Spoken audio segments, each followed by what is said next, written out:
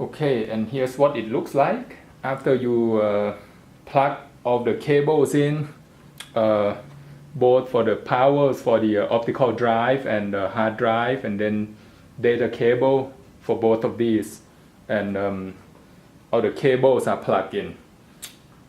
So all the rest I have to do now is just tuck all these cables in, like maybe in this space and down here, and then just put the cover back on.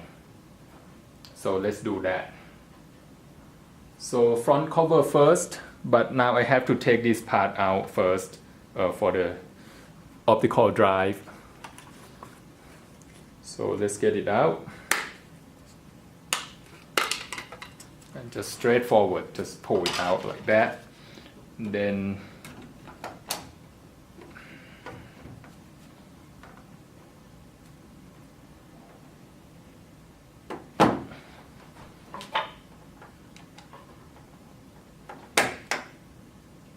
okay, snap.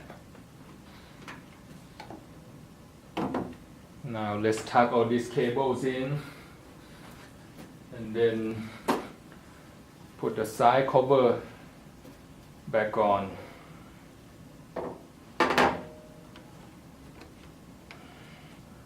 So that goes in nicely, and make sure that nothing is gonna be touching the fan.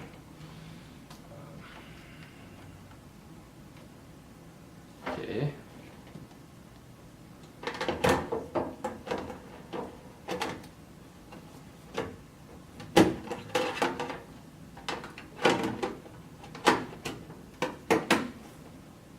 Alright.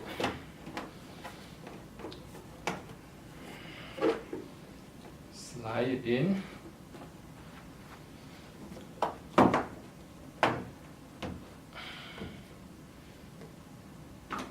Then just screw this thing back in.